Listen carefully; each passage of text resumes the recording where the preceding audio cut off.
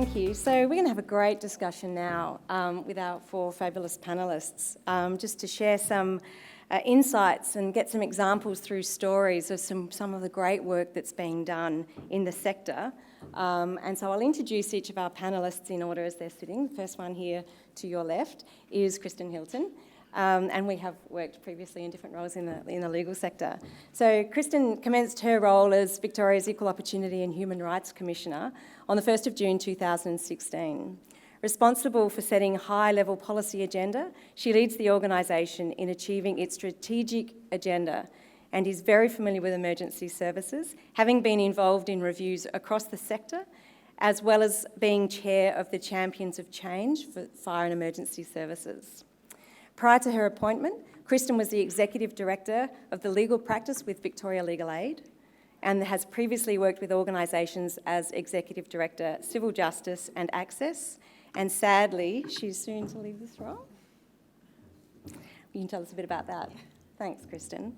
I'd next like to introduce Emily Dwyer. I have to put my glasses on with this. Welcome, Emily. Emily is the co-director and co-founder of The Edge Effect. In the 1990s, Emily was a radio journalist in Australia with community radio stations and the ABC. In 2000, she moved to Singapore and was a freelance foreign correspondent in Southeast Asia. Since 2004, Emily's international humanitarian aid and development career began in Afghanistan. She established a national humanitarian radio program service for the United Nations Office for Coordination of Humanitarian Affairs and worked on journalism, training and media development projects in Afghan universities. She's worked with Internews and the United States Institute of Peace. Emily returned to Australia in 2014, where she worked with Oxfam and as Program Director at Melbourne's LGBTIQ+ radio station, Joy 94.9, plug there. She's now co-director and co-founder of The Edge Effect. So The Edge Effect, founded in 2017, it's a specialist, diverse, SOGIESC, sexual orientation, gender identity, gender expression, sex characteristics, humanitarian and development organisation. How'd I go? Good. Their mission there is to ensure that the rights, needs and strengths of people with diverse SOGIESC, otherwise known as LGBTIQ+ people, are addressed in disaster and conflict contexts. They design and implement programs with humanitarian and development organisations and offer training workshops on inclusion. Welcome, Emily. So we have Diane next. Diane Hertz is the CEO of the Social Research Centre, which is a full-service social research firm in Melbourne. Diane has worked on gender issues during much of her career. At the US Bureau of Labour Statistics, she designed a national time use survey that measured non-market work and led the national survey program that measured unemployment, earnings, and other indicators of women and men. She also worked as Vice President and Chief Diversity Officer at the Mathematica Policy Research. The Social Research Centre recently conducted a study for DELP, Department of Environment, Land, Water and Planning, to create a gender equality framework to support the evaluation, measurement and monitoring of standards in culture and behavioural barriers and enablers for women and men in fire and emergency services. The SRC has also recently assisted the Commission for Gender Equality and the public sector with the development of their Employee Experience Survey and guidance materials for workplace gender audits under Gender Equity Act of 2020. Welcome, Diane. And finally, our man. So Brett Curran, APM, is the Assistant Commissioner of Victoria Police's Gender Equality and Inclusion Command. Brett has over 30 years' experience of government and policing. He leads a team of dedicated and experienced police and Victorian public service professionals with a motivation to drive change and create a better, fairer Victoria Police for everyone. As a senior executive supporting gender equality, diversity and inclusion initiatives, Brett is incredibly proud to lead the command and be part of the changing culture with Victoria Police. So Victoria Police's Gender Equality and Inclusion Command was established in January 2020 in response to the findings from the Victorian Equal Opportunity and Human Rights Commission. The independent review there into sex discrimination and sexual harassment, including predatory behaviour in Victoria Police. The command is designed to be a centre of excellence to help support Victoria Police's efforts to create a gender equal workforce and achieve sustainable gender equality by 2030. Maybe sooner, can we please? Thank you. So now we'll lead on to some questions. I'm going to pose some questions of our panel, and there'll be an opportunity for you to interact and ask questions as well. So Kristen, you're closest. I might start with you. So in recent years, months, weeks and days, and I'll tell you the last 3 days have been incredibly full on for me with the march yesterday, and we were in Wangaratta together on Sunday. We've seen a lot of high-profile public authorities have to confront some really uncomfortable revelations about the prevalence of sex discrimination and sexual harassment within their organisations. Thinking about the Commission's independent reviews at Victoria Police and Ambulance Victoria, what do you think it takes to truly to trigger some really transformative change within these organisations? What's been your experience? Thanks, Amanda. Before I answer your question, can I just begin by acknowledging the traditional owners of the land on which we meet and pay my respects to elders past, present and emerging. I also want to acknowledge all of the women everywhere across the country who have experienced some form of sexual harassment or discrimination, and for whom, as you mentioned, the last days, weeks have probably been re-traumatising in many ways. And I also want to say that this is the first time I've appeared in 3D in the last 12 months. It's like my first live event, so it's so nice to be here. So thanks very much for inviting me. And as you mentioned, during my term, I've spent a lot of time working in emergency services with VicPol, with the CFA and the MFB, and also now with Ambulance Victoria. And I think what's common to many of those organisations, firstly, is that they are organisations that were built, and I say this benignly, sort of neutrally, it's not as a criticism, but they were built by men for men. And it's only really been in more recent years, over the last couple of decades in some circumstances, where women have been able to participate fully in those organisations, and probably not full participation really in many ways. So I think when we talk about what needs to change, we need to understand in some ways the history and the memory and the written and the unwritten rules in the organisation. The other thing that I would say is that, and it was something that one of your speakers commented on just before, is that sexual harassment is an outcome of poor organisational culture. It's also an outcome of unequal structures. And so one of the things that we found when we did our work with Victoria Police is that there were all sorts of attitudinal issues. There was a high tolerance for everyday sexism. There was a high tolerance for disrespectful behaviour. And we had to deal with those sorts of issues. But we also had to deal with all of the policies, the ways in which people come into the organisation, the way in which they are progressed or promoted through the organisation. We had to look at things like the policy around pregnancy. We had to look at dress codes. We had to look at the physical infrastructure. We had to look at interview panels. So there were all these different types of issues that played into the resultant outcome, which was a high tolerance of sexual harassment or sexual discrimination. And much of what we saw, and this is I think true in the other organisations that I've worked in, is that if you have sexual harassment, then you're also likely to have bullying, you're also likely to have exclusion, you're also likely to have demeaning behaviour, because in many situations sexual harassment is used as a form of coercive control. Even if it's done so unwittingly, it's a form of power and it's a form of abuse of power. And that accompanies many other sorts of behaviours in organisations like this, where you perhaps don't fit the traditional mould of what is a good paramedic, who is a good cop, and who is a firefighter. And those stereotypes, if you like, are also bound up in a type of hero archetype that is sometimes very difficult to unpick. And so we need to radically rethink what heroism is. Heroism is not about shutting down when someone says that they're not okay. Heroism is not about turning a blind eye to the way in which a woman or someone who doesn't fit that mould is treated in your organisation. We have to completely rethink what it means to be a good cop, what it means to be a good paramedic, what it means to be a good firefighter. And we won't do that until we achieve some form of equality in our organisations. Women need not just to be seated at the table, we need to completely transform the room. This is not just about inviting women into an organisation that already has its structures and its systems and its cultures and its attitudes fixed.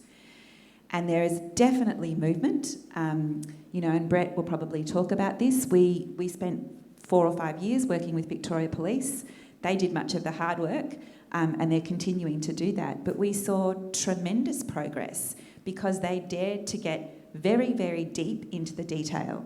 This wasn't just about, here's a gender equality policy, we don't tolerate sexual harassment, there you go, we've said it, end of story. This was about understanding in intimate detail what the experiences of women and men and people who are gender diverse are in that organisation. And it meant unpicking every policy, structure, promotion, progression. And that's really hard work, as Brett will attest to, and it's also about bringing in people who have different capabilities. But we saw in a really short space of time, really, that the gender pay gap decreased by 2% in Victoria Police, which is about 4 times the national average of the reduction. We saw an increase of flexible work by 20% in the space of 18 months, and 11% of that 20% was an uptake of flexible work by men. And as difficult as it is for women to get flexible work, it's probably about 5 times more difficult for men because of the stigma still attached to it. So I'm very hopeful about the sort of galvanising national conversation that we are having and the fact that so many people are saying enough is enough. But I'm not so optimistic that if we don't do the very, very hard work that needs to be done at an organisational level, that these brave women and men coming forward and telling their stories of sexual harassment is going to turn the dial without the really difficult and vigilant work that needs to be done. Thanks, Kristen. I might ask you in a minute about some of the leadership responsibilities, but since we've put Brett in the limelight, I might just go to you now and give you a chance to respond. So you've been a police officer for over 30 years. I just would be really interested in your insights in how you have seen the change and focus on gender equality across the span of those 30 years. Yeah, thank you. Can I too acknowledge the Wiradjuri and pay my respects to the elders past, present and emerging. I can also just acknowledge that it's a very rare event, emergency services event, where the men are outnumbered to the degree we are. You can count every man in the room, and that's a good thing. But I'm acutely aware that that is a very rare thing in the emergency sector space. So more of that into the future. It's nearly. This is my 40th year. I joined in '81 as a cop. I was the son of a mother who taught all my life. I didn't know anything really different from women who worked. That was something that I grew up with. My mother was a fierce feminist, so I was brought up understanding those values. Joining Victoria Police was quite a shock because in my squad there were 2 women and 28 men. Then as I went through, I went to Broadmeadows and went to Footscray. I can name every woman I worked with in the 80s because there weren't many of them. I couldn't possibly name every man. And I'm reluctant ever to talk through the prism of the women in my life, unlike some men, and see issues through their eyes. But my sister joined 4 years after me, and we got to track our careers together. Jack's now a detective superintendent at crime and had a career that I admire greatly. The reason I raised Jack is that she was the second woman in the homicide squad. She got there in the mid-90s. That's a staggering thing to think about, that given that most murder victims through the entire history of Victoria Police would have been women, that they were investigated solely by men. through that period. And the woman who came before Jacqueline, had only joined in the late 80s. And it took Jack 12 applications to get into the homicide squad, having been an experienced sexual crimes investigator for many years before that. Picking up on what Holly said before, I was traumatised when it took me 2 goes to get a job. But then I was a man, and I was inexperienced at structural discrimination against me because it just didn't happen. I could be different and not be affected. So in answer to your question, where have we been? So I was lucky enough, in fact, one of the most inspirational people I've ever worked with was to go and work in Christine Nixon's office. And Christine, as many of you will know, was the first Chief Commissioner of any police service in the Asia Pacific, and indeed one of the first in the world. And out of that, working with Christine, I left Victoria Police in 2007, and I stupidly and arrogantly thought that, well, we're on a trajectory here. There are many great women coming through. Christine's led the change, and we are going to be really well served. And a number of those women, Andrew talked about before, Wendy Steendam, Tess Walsh, Lucinda Nolan, and many other women who were in crime, had sort of started to employ many more women and those sorts of things. So that was back in the 2000s.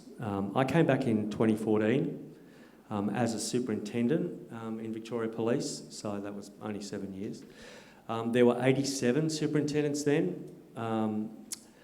I could do Juliet's trick and ask you to all put your hands up and guess how many there were, but the fact was that there were 4 out of 87 who were women. I was flabbergasted. I was quite shocked that that's where we were. And when we looked down through the ranks, and it's not as if we didn't have men who were committed to this leading the organisation, but the structural and systemic issues that we had needed VEOHRC to come in and call out those problems. Now, I won't repeat the stats that Kristen's put to you, but notwithstanding the work we've done, and we've done a lot of work around our policies, our selection processes, parental leave is much easier. We've got backfill now, so there's not that terrible discussion where women were embarrassed to go and tell their managers that they were, instead of celebrating it, they were embarrassed to go and say because they had to, apologise for the fact that this was going to affect the workplace.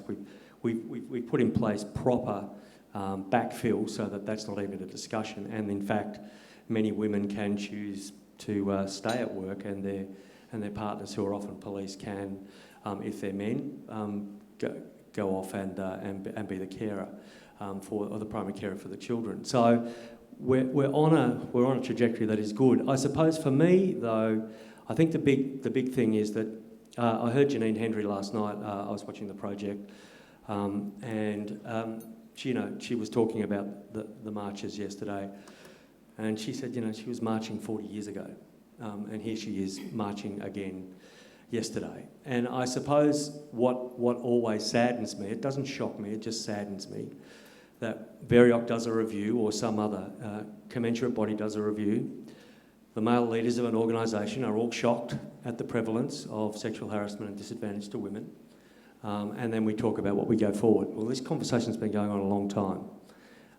And so the reason why we've implemented our 10-year strategy of Equal, Safe and Strong is that we have to embed cultures and practices and policies that mean that we don't have a review in 15 years' time where hopefully the woman in charge of the organisation expresses shock and dismay at the prevalence of inequality and sexual harassment, that we've actually achieved that proper gender equity in our workplace.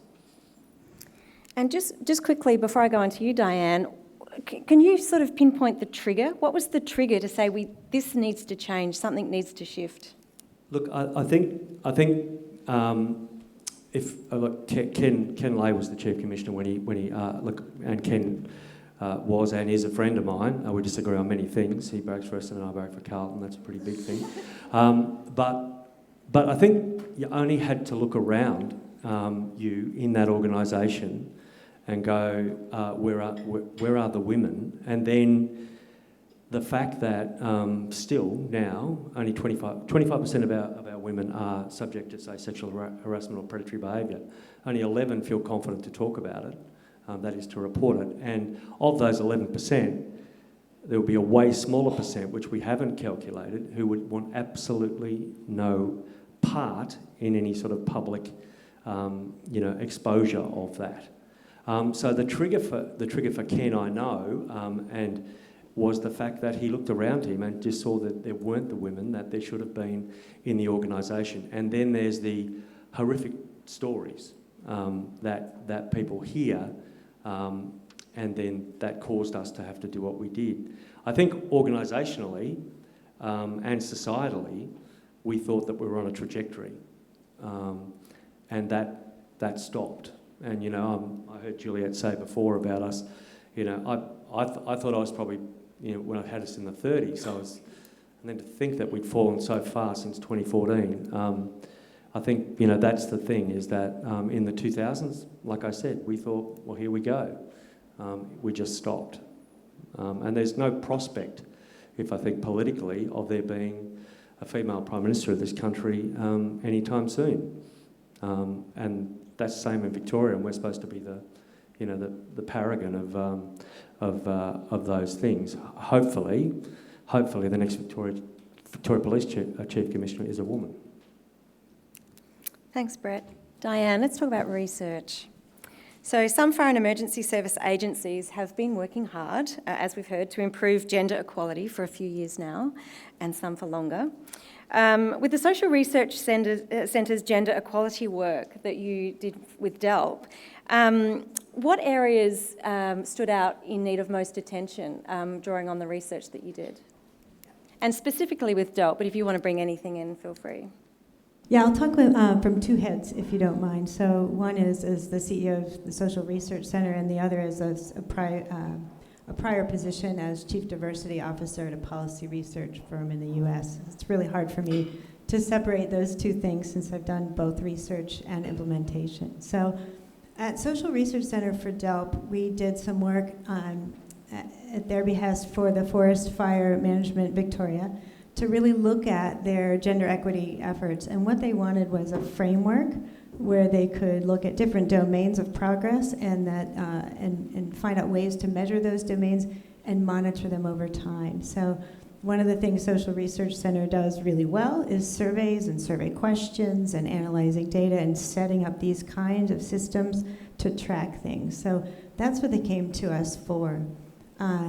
As data people, data, in my view, are directional in this area. Data aren't they're not necessarily going to tell you what to do. They're going to tell you where the problems are and also where the strengths and enablers are, so barriers and enablers.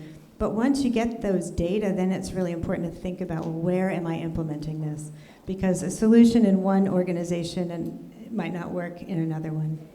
I'll just give you a couple of figures. So one of the things that emerged with the DELP study, again, for forest fire, which involved lots of organizations, Parks Victoria, Melbourne Water, DELP, and a few others, there were big gaps in what men and women thought, right? So percentage of men that thought that men and women were treated equally was 60%, where that was 40% for women. I thought this one was really interesting. Then the percentage of women that should lead, more women should lead. So do you believe that more women should be in leadership? Women, 80% of women said absolutely. 47% of men said yes. So they're not necessarily convinced, and not all women either, that having more women in leadership is an important thing. But what was even more interesting was coupling that with another question, which was, we should target the recruitment of women. So how many, you would be shocked, I think, to see that only 47% of women said yes to that. So fewer than half of women think they should target women, and yet the organization has a 50% target. So how is this going to be achieved? So one of the important things that I've learned around diversity is that to try to take this conversation away from target women or target blacks or target to use language that's more in the US, target LGBT. It's really about diversity and recognizing that diversity of thought, as Susan mentioned at the beginning, is so critical to productivity and so critical to profit if you're a for-profit, but service in something like the justice and emergency management system, you're serving such a diverse group of stakeholders that to not have diversity in leadership means there's a gap between who's making the decisions and who's being served. So it's really important to bridge that gap. So how do you do that in this situation? One of the things that I think we've learned from a lot of diversity work is that recruitment pipelines are full of bias. All of us have bias. So the education system is biased too. So women are less likely to put their names in the ring, and then women are less likely to apply for jobs because there's a lot of research that shows that women apply for jobs they know they can do. They run down the list and they find out all 10 things I can do. Okay, maybe I can apply. Men apply for jobs when they can do half of those things. And then when it comes to promotion, a lot of times what happens is women are promoted if they've proven they can do the job. Men are promoted on the potential they can do the job. So these kinds of biases exist at every single level. So taking the conversation away from targeting groups is really important, and taking the conversation to how do we identify and reduce bias at every stage of the process so everyone has a chance is really important. So those are some of the things that came up in that study. I can talk more. There was stuff around training, deployment, promotion, networks, and so forth. I'll provide more later in the conversation. Thanks, Diane. Emily, it's good to see you again. I haven't seen you for a few years. I'm going to just change the tone of the conversation a little bit and start by asking, can you just explain to us some of the ways that LGBTIQ plus people are impacted in emergencies and disasters? I just want to also acknowledge I work on the land of the Dungurung people. I've come in from Buxton today, so if there's anyone from Murrindindi, hello and thank you. And I also know that I'm a fill-in for Ro Allen, and I'm certainly not Ro Allen, but I'll do my best to communicate some of the interesting and good things that are happening in Victoria at the moment, as well as some of the challenges. I do a lot of my work in international humanitarian and development contexts, so looking at disasters or conflict in parts of South Asia, Southeast Asia, and the Pacific. But I think so I'll speak a little bit about that, but also then sort of draw some connections between that to the experiences of people who live through disasters and engage with emergency services in a place like Victoria. So I think the first sort of driver of the challenges that people experience is what happens before emergencies. So long before anyone comes in contact with a cyclone or comes in contact with emergency responders, they've been living a life where there is potential for all kinds of different marginalisation and discrimination. So LGBTIQ people might be excluded from their families. They might experience violence in their families. They might choose to leave home. They might be asked to leave home. They might experience discrimination in their faith communities. Many LGBTIQ people are people of faith, and this is deeply disturbing for them. They might be forced out of local communities. They might end up in cities, in places which they don't know, and all of the wonderful and challenging things that happen in cities. They might experience discrimination in schools, trying to access work, accessing public services, at hospitals, all kinds of places. And all of this happens before the cyclone strikes or bushfire happens, and so forth. But all of those experiences, I guess, have two main effects. Sort of one is that people's resiliency is not what it might have otherwise been. So in some sense, people are starting from behind. I guess the other thing is that the kinds of violence and discrimination that people experience in everyday life doesn't stop just because there's a disaster. It continues. And people have learned that if I experience violence in everyday life, then maybe when I go to an evacuation shelter, I'm also going to experience violence there. So, for example, a story from Tonga, Tropical Cyclone Gita a year or two ago. There was someone who is a lady, so you can think of it as a transgender woman, kind of. who was living in a family that with ladies and some other people. The roof of the house blew off. The emergency shelter in the place in that particular village was a faith organisation's location. They didn't feel safe there, so they took the rest of the family and the kids to that church and then went back and saw out the tropical cyclone in the house that had already had half its roof blown off. And these are the kinds of stories that we hear all the time. Bringing this back to Australia, I think there have been huge advances in Australia over the last 40 years in terms of the rights of people with diverse SOGS or LGBTIQ people. But there are still huge challenges. And I've just a couple of statistics for you. So this is from the Australian Human Rights Commission in 2014. LGBTIQ people, of the LGBTIQ people surveyed, 34% hid the fact that they were LGBTIQ when accessing services, 42% hid that in attending social and community events, and 39% hid that in terms of work. And those are relatively recent figures. And people also experience more violence, people also experience more depression. Coming in, I think what often that means is that LGBTIQ people look for ways to protect themselves. Their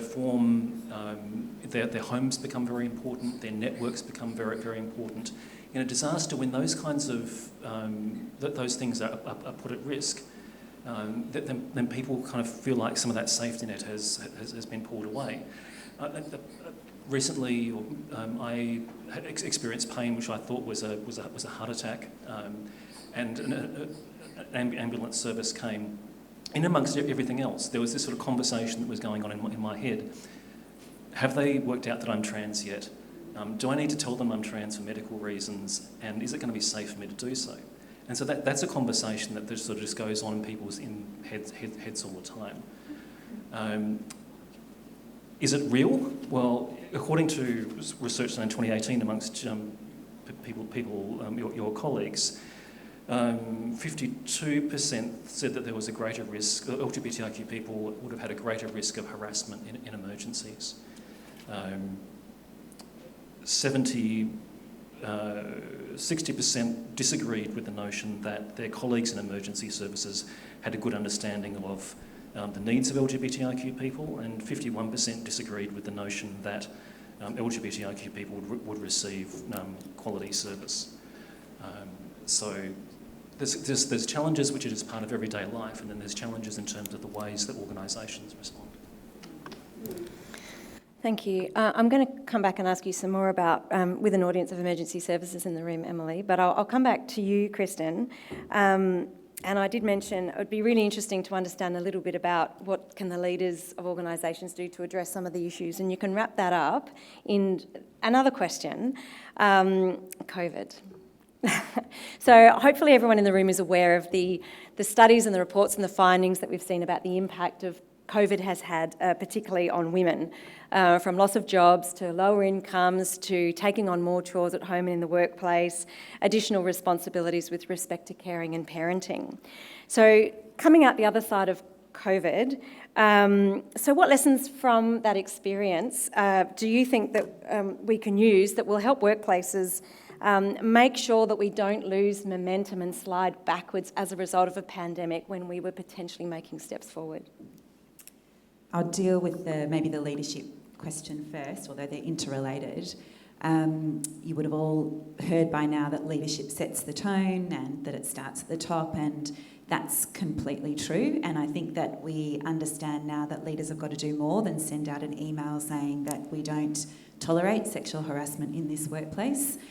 So there's a few things that I would say, and first is, who are you recruiting into your leadership positions? Because leadership is not just about the Chief Commissioner or the CEO.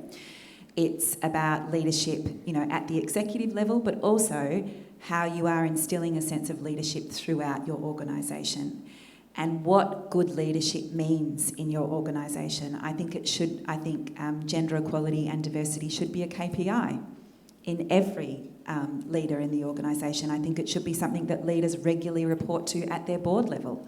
I think it should be as important as any other risk to the organisation in terms of a work health and safety sort of perspective. So it is about how leaders actually bake in the importance of gender equality and diversity in their organisation and how they're held to account for it. And then it's about how they role model that through the organisation. But that's not just in, I suppose, thought and deed. It's also about taking the responsibility to build manager capability. And we've spoken a little bit about that before in terms of if you're someone that goes and reports sexual harassment to your manager or makes a flexible work request, it may be that your manager has never received training on how to deal with those issues or how to have those conversations.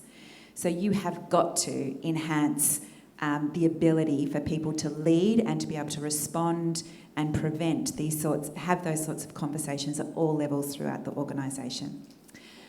The other thing I would say about leadership is that you can have the best intentions as a leader in an organisation, but if you are not the authorising environment of your organisation, then it's very, very difficult. And by that I mean, what are your industrial agreements? What are the other parts of, what's the environment that makes up the decisions that you can take and the action that you can take on certain things? And I know that's a controversial thing to say, but it's a true thing to say as well, because I know that there are people who have led organisations that are represented in this room and have had the best of intentions and have wanted to make change, and some of the obstacles towards making that change are still in place. In terms of COVID, there is one of the things that we found when we worked with CFA and MFB, with VicPol, and now also with Ambulance Victoria, is the lack of flexibility that's available to women and men in the organisation. Every organisation that I have worked with, not just those ones, have this sense of uniqueness or exceptionalism. So if I go and talk to doctors, for example, they say, well, we can't do flexible work here. Same with police. We can't have the sort of flexibility that you might have in an office environment. Same with fire. We're only quite early on in our review with AV, but it's sort of the sorts of things that we're saying to here. Everyone thinks their environment is unique. Miners, engineers. And that might be true. Their environment might be unique to their organisation, which means that they have to come up with the bespoke model of flexibility that works for their organisation. And that involves listening to the people in your organisation who want flexibility and how it's going to work for them. I quoted the 20% increase in flexibility at Victoria Police. It's doable. It is absolutely doable, and it will improve people's productivity, and it will improve people's loyalty to the organisation, and it will mean that you get a more diverse range of people coming through and a more diverse range of people being elevated and progressed and promoted through the organisation. We've had a proof of concept in terms of flexibility over the last 12 months. We've had to radically embrace digital technologies, which means that we can work from home. And of course that is not as possible for some frontline roles, but it's meant that we've had to get our heads around how flexibility will work. So we've got this golden opportunity now to actually take hold of some of the things that we thought were just too hard and make sure that our organisation is embedding flexible and hybrid working practices. One of the things that I would say about COVID, and it has had a disproportionate impact on women in terms of how many women have lost their jobs, how many people have had a pay reduction, and that's particularly so if you're in casual or part-time work, how many women have disproportionately borne caring responsibilities. My husband would probably argue with me, but I'm sure I have disproportionately borne that burden. I had 3 school-aged children and I was working full-time from home last year. So, that was pretty tough. And also it has entrenched other forms of gender equality. It hasn't created them, it's exacerbated them. But there is an opportunity here. And one of the things that we've started to see, which is, I think, the downside of some of this proof of concept, is that men are returning to the workplace in higher numbers than women are. And that has a consequence for presenteeism. So who gets the informal kind of conversations about professional development, or who just because they're on the floor next to the boss says, oh, you should go on this training course, or you should put your hand up for that acting role. So we have to be really careful when we start to develop hybrid working places that we are ensuring that there is visibility and there is a consciousness around these different working conditions, even if you are not on the floor the whole time. And the other thing that I would say in relation to sexual harassment and discrimination is that because economic insecurity, which women have felt more keenly than men, but I don't just want to make this a gender issue, even, many people have felt over the last 12 months, they are becoming, at the same time that we're having these very public conversations about harassment, they are becoming more ambivalent about negotiating equal pay, more ambivalent about speaking up about sexual harassment or poor conduct because they're genuinely worried about losing their jobs and they genuinely can't afford to. I mean, sexual harassment isn't just a human rights or a workplace safety issue, it is an economic security issue. I have spent hundreds of hours in conversation with women and some men who have walked away from their jobs, who have lost their career trajectory, who have never got it back because of the conduct that they have received in the workplace. And that's not just that doesn't just affect them psychologically, that has a huge rippling effect on their economic security. So I think it's really important that as leaders of the organisation, and I don't just mean the CEOs, I mean anyone with any leadership responsibility in the organisation, that we're critically aware of these issues and that we take this opportunity now to try and really understand those experiences and create new workplaces that are fairer and more inclusive. Thanks. Wow, I feel a bit sad. Emily, I'm going to come back to you and trick Brett because I saw you getting ready there, because I think there's a really interesting segue there talking about flexibility. And I want to ask you, you've got a room full of people with open ears and open hearts from emergency service organisations, and I'd really love for you to share with them some of your messages, reflections, insights or ideas around inclusivity for LGBTIQ plus people, both in their organisations supporting people who have been impacted in a disaster context, but also people that want to come and volunteer in their organisations. What advice have you got for them? Well, how long have you got? Susan will tell me 5 minutes. Okay. So I think, one of the great things is that there is an increased openness to the kinds of stories and the diverse stories that exist within the community, but also within the organisations that you work for. Now, there isn't one LGBTIQ story.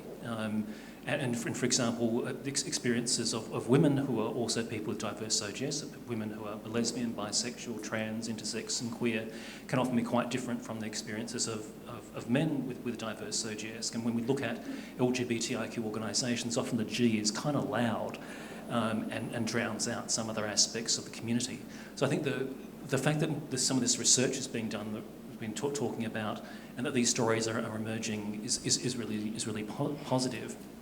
I think one of the things, and this sort of certainly resonates, Kristen, some of the other things we've been talking about here, is that the kinds of challenges that your organisations face are ones that they're often sort of deeply embedded and part of cultures of organisations, and ones that sort of a 2-hour D&I workshop are not necessarily going to provide the solutions. So if we think back to, I don't know, let's think back to primary school. We're all in grade 3. We're asked to draw a picture of a family. Imagine it in your head now. So I won't ask for shows of hands or things, but I would imagine that many people then, and probably still now, have imagined, a mum, a dad, and X number of kids. So there's an assumption when we're talking about families that there is a heterosexual relationship at the heart of those families. So to use fancy language, it's an example of heteronormativity. So there are norms which are deeply embedded within the ways that we think and live as people, within the ways that our organisations do assessments, the way that our organisations write, the photographs that are used in publications, the way why the recruitment is done, the way promotions happen, all kinds of things. So there's a series of norms that sort of cut across all of that work. Addressing those norms requires a lot of work. And we recently worked with the Australian Volunteers Program, which is, I mention it because it's an organisation that like many of yours, recruits volunteers and deploys them, in its case, largely overseas. And they came to us with a knowledge that there were challenges, but that they wanted to develop exemplary practice. And they sort of opened up the organisation, and we sort of looked at all of their policies. We looked at how they did recruitment, what the story of the organisation was that was being put out into the community, what people's experiences were in training, what people's experiences were when they were deployed, when they wanted to make complaints, when they came home, when they had mental health issues because they'd experienced violence or discrimination. And I think it requires organisations to throw all of that open and to be really brave, like the Australian Volunteers Program was brave. It discovered some things that it wasn't amazingly happy to discover. But in doing so, it then created an opportunity for a conversation. And in that international context, there were lots of questions about, could this conversation be had with organisations we work with in Indonesia or in other parts of the world? And the answer was yes. That there are actually a lot of people in different regional offices and country offices around the world who really, really wanted to have that conversation, but didn't feel like there'd been that creation of that genuine space. There'd been, I guess, a sense, and this is certainly not. I'll stop talking about the Australian Volunteers Program at this point and sort of say more generally. I think there's a sense amongst LGBTIQ people that inclusion is often passive. It's like, well, it's fine for you to be LGBTIQ. We're going to leave you kind of navigate through all of this yourself, or provide you with some resources, but we're not going to sort of actively try and change our whole organisation. But it's LGBTIQ people are not the problem. The problem is the rest of organisations which are discriminating against LGBTIQ people or excluding LGBTIQ people. So there's a real need for a kind of a whole of organisation approach that looks at those cultural those norms, looks at how they're expressed, that goes beyond a 2-hour workshop and really sort of gets to the heart of what is it that's going to make people feel like they belong. So there's diversity, there's inclusion, there's belonging. Yeah? Mm. So you can be, and then in the wacky world of HR professionals on LinkedIn, people talk about, you can be invited to the party, you can be asked to get up and dance, or you can dance like no one cares. And dancing like no one cares is when you feel like you belong to that organisation, because you feel, if you make a complaint, people are going to take it seriously. It's not going to get, the privacy issues are going to be respected. It's not going to be shared around. It's not going to backfire on you. And all of those things that make you feel like you're really part of this. One of my favourite Dr. Seuss sayings, why blend in when you were born to stand out? So you're going to stick around later, Emily, because I suspect, hopefully a lot of people come and ask you some questions and we can pass on your details. Diane, Susan's going to be jumping up and down in a minute, but I'll get to you as well, Brett, don't worry. Got a good one.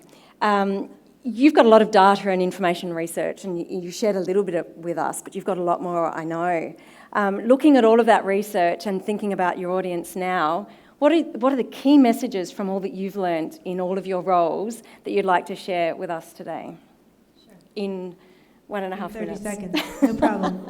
Number one is leadership. Leadership matters. It matters a lot. Stating your values, your vision, and sticking to it, and then backing it up with action. So reviewing all those policies, changing the policies, but most importantly, enforcing the policies.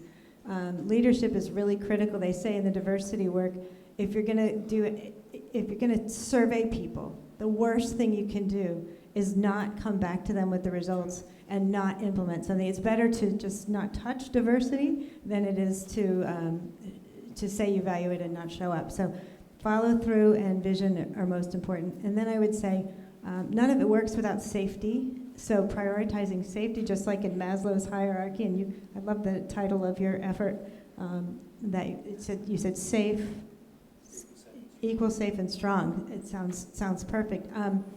Safety is so important, and so dealing with the issues around discrimination and harassment complaint procedures should be near the very top of the list, because you can't fix recruitment and training and deployment and all that stuff if it's an unsafe culture. So leadership, safety, all the policies. And I want to put in a special word for narrative storytelling, because one of the reasons that there are these huge gaps between perceptions of people in organizations is that they're not talking to one another. And to create a space in organizations for sharing narratives is really critical. In my former job, we created something called Humans of Mathematica, which was based on Humans of New York. And it was very intentional, because what we were trying to do is combat the notion that we were a bunch of white Ivy League elitists. It was a highly educated group. It didn't make sense to me, because we cared about policy and poverty and racism and justice. So what we started doing is saying, why did you go into this work? And then the stories emerged of abuse and immigration issues and all sorts of other things that they shared with the company. And people became human, and it broke down a lot of barriers. Thanks, Diane. And to wrap up, because we are out of time, Brett, it's October the 26th, 2025. You're 5 years early. You wake up in the morning and you say, I did it. We've done. What does that look like? What does success look like for Victoria Police and your mission? I think for me, it is where that point that I made before is that women, LGBTIQ, any person who feels different feels safe, and they don't feel inhibited in trying to do anything or go for anything that is right for them to go for or do in their organisation, but in the community. And I think that's more than numbers. So I'm not trying to run away from Kristin's target of 50-50 by 2030. I'm certainly not. But it's more than that, because when we have that discussion with some people, they immediately move to, all right, well then I'm gonna do this. I'm gonna only recruit women, which then of course creates backlash, but also may not recruit the right type of people. They may just have the same values and views as the men that have been selected. So success for me would also be, I think that it's entirely visible and unremarkable that there are many women, many diverse people with LGBTIQ or varying ethnic backgrounds. Like in Victoria Police, I tried to think of someone at our executive level who was not Northern European or Anglo-Celtic, and I can't think of one. We have many who identify. Many is the wrong term, but we have people who are openly out and gay or LGBTIQ, whatever they. And I would think that we have a nurturing environment for that. However, it's still remarkable. It's still talked about, and for me, that would be. And I'll tell one anecdote. I during COVID. Had the, as well as doing gender equality and inclusion, which includes diversity and inclusion, so LGBTIQ and other attributes. I was in charge of the Victoria Police response to COVID from about June. It was so we were setting up the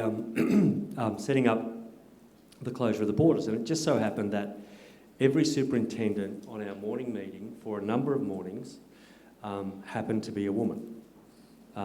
And the conversation, they were remote, of course, because many of them were on the borders, South Australian and New South Wales border, and a guy who's a decent guy, nobody would think of him as a bad person, comes to me and goes, "Oh God, look at that, all those women doing a good job." I was like, "What?" I said, "Why are you surprised?" He's like, "I'm not surprised. I'm not." I go, "You sounded surprised." He goes, "No, I was just pointing out that they're all." I said, "Well, why did you do that?" So I mean, the thing about that for me is that success for me is that we look around. It's a relatively gender equal workplace. It's a relatively diverse equal workplace, and nobody says anything about that. And no man who runs an organisation stands up after a review and goes, "I'm shocked. I'm totally shocked." Thanks, Brett. inquiries and reports are really important. Data and research is really important. Leadership and commitment by organisations is important. But Emily, belonging, is that not the most important thing for everybody to feel like they belong? So can you please join me in thanking Kristen, Emily, Diane and Kristen.